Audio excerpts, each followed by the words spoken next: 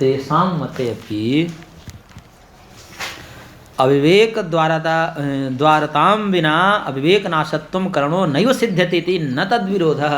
करे कि उनके मत में भी जो ये कह रहे हैं कि ज्ञान और कर्म दोनों आवश्यक हैं और दोनों मुक्ति का हेतु है, ये जो बात कह रहे हैं उनके मत में हमने जो बात कही है अभी, क्या बात कही है कि यदि कर्म ज्ञान का विरोधी सिद्ध हो जा रहा है तो कर्म ही त्याज्य है, ज्ञानाभ्यास त्याज्य नहीं है।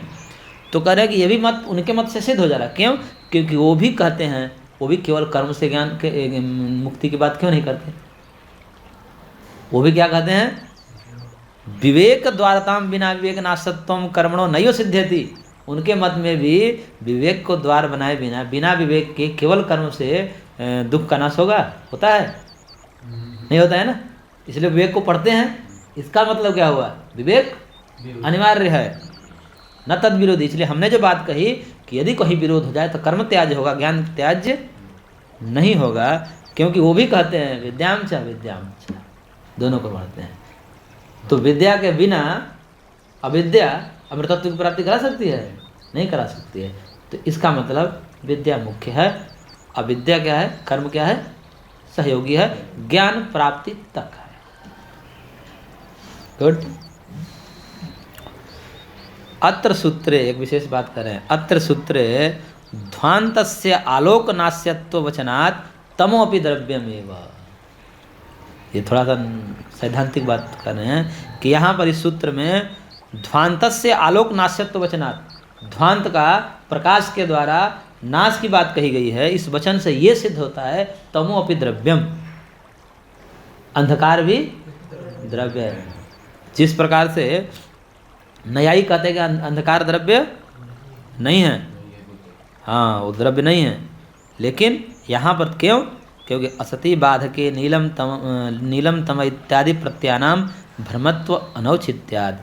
क्योंकि ये जो तम है, तम यदि अभाव रूप होता, असद रूप होता, तो इसकी इत्यादि प्रत्यानाम भ्रमत्व, इसका भ्रम जो है, भ्रम की बातें उचित नहीं है।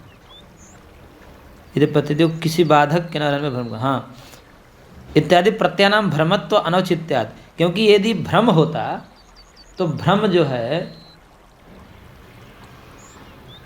भ्रम का बाधक, क्योंकि भ्रम का बाधक होता है, भ्रम का कोई बाधक होता है, वैसे ही इसका कोई बाधक नहीं हो कि भाई ये जो है अंधकार हो रहा है, ये दिख नहीं रहा है आपको, ऐसा नहीं होता। अंधकार सदैव दिखता है। ये भ्रम हो जाए, कभी अंधकार हो गया, बोले कि नहीं कुछ क्षण में ये हो गया, नहीं नहीं ये तो हम तो भ्रम में थे, तो प्रकाश होगा। आप कितना भी ज्ञान करिए, भ्रम में क्या होता है? भ्रम में ये होता है कि आप ज्ञान करा दीजिए, तत्क्षण भ्रम दूर हो जाता है। जैसे रस्सी में सांप का भ्रम हो रहा है, रस्सी का ज्ञान करा दीजिए, सर्व भ्रम दूर हो जाता है। यदि ऐसे ही ये अंधकार का भ्रम यदि हो रहा है, प्रकाश के अभाव को ही हम अंधकार, हम भ्रम रूप में कह रहे हैं, तो ज्ञान करा दीजिए और कह दीजिए कि देखिए उजाला हो गया।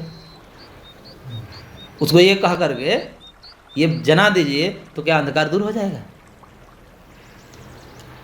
दूर होगा अंधकार? क्यों नहीं दूर होगा? क्योंकि अभाव रूप नहीं है, भ्रम रूप नहीं है, अपितु वास्तविक वस्तु है, सद वस्तु है। इसलिए जो न्यायी कहते हैं कि अभाव ही तमः है, अभावस तमः ऐसा कहते हैं, वो उनकी बात ठीक नहीं है।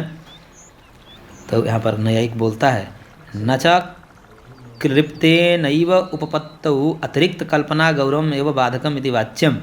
नहीं कहने के देखिए, प्रकाशा भाव रूप में हम जब स्वीकार करने से काम चल जाता है, हम इतने कह दे से काम चला लेते हैं ना कि अंधकार क्या है? प्रकाश का अभाव रूप में। ऐसा स्वीकार करके भी जब काम चलाया जा सकता है, तो एक अतिरिक्त कल्पना करके, एक अतिरिक्त तमस रूपी द्रव्य को मानकर कल्पना गौरव क्यों कर रहे हो? आप लाघव में रहिए। अभाव से ही काम चल रहा है तो भाव को अतिरिक्त कल्पना क्यों करवा रहे हो? तो इस प्रकार से कह रहे हैं। तब सिद्धांत कह रहे हैं कि एवं च सति विज्ञान मात्रेण स्वप्नोक्त सर्व व्यवहार उपपत्तौ अतिरिक्त कल्पना गौरवेण बाह्यार्थ प्रतीते अपि बाधापत्ते है। कहेगा महाराज आप न्यायिक हो, कहने को आस्तिक हो, नास्तिक बन रहे हो आप। क्यों? ऐसे ही यदि काम चलाया जा सकता है, अभाव को मानकर ही काम चलाया जाता है। यही बात तो विज्ञानवादी भी कहता है। क्या कहता है? बाहरी पदार्थ क्या है? सब अभाव है। और अभाव कह करके, भ्रम कह कर भी वो काम चला लेता है अपना, कि नहीं चला लेता है? जैसे स्वप्न में काम चल जाता है भ्रम होते हुए भी, ऐसे जागृत में भी भ्रम होते हुए काम चल जाएगा, तो फिर विज्ञानवादी आ जाएगा हिम्मत, इससे तो सारा जगत का ही लोप हो जाएगा। तो आप चले थे जो है तमस को अभाव कहने को, आप पूरा जगत का ही अभाव, विज्ञानवादी बन जाओगे महाराज। इसलिए तस्मात् अत्र प्रामाणिकत्वात् गौरवम न दोषाय इति। जब प्रमाणों से सिद्ध है कि तमस होता है, तो इसमें कल्पना करके काहे कह रहे हो कि दोष है इसमें? भाई दोष वहाँ होता है जहाँ पर अनुमान किया जाता है। अनुमान ये करना पड़े, फिर अतिरिक्त अनुमान करना पड़ रहा है काम चलाने के लिए, सिद्धांत बनाने के लिए, तब कहने कि ये भी मानना पड़ेगा, ये भी मानना पड़ेगा, करेंगे नहीं एक ही से जब काम चल रहा है तो क्यों मान रहे? वहाँ पर हो सकता है, लेकिन जो प्रत्यक्ष से दृष्ट है उसमें काहे दोष दिखा रहे हो? कल्पना गौरव प्रत्यक्ष है तो इसमें कल्पना गौरव कुछ नहीं है। गाय भी है, घोड़ा भी है, गधा भी है, सब प्रत्यक्ष से दिखे, आप करके नहीं एक ही मानो, गौरव हो जाएगा। अरे होने दो गौरव, गौरव पदार्थ दिख रहा है तो गौरव की इसमें तो बात ही नहीं है। अदृष्ट अनुमान आदि में तो चलो वहाँ पर देखा जाता है, लेकिन यहाँ तो दृष्ट है। तो कह रहे हैं कि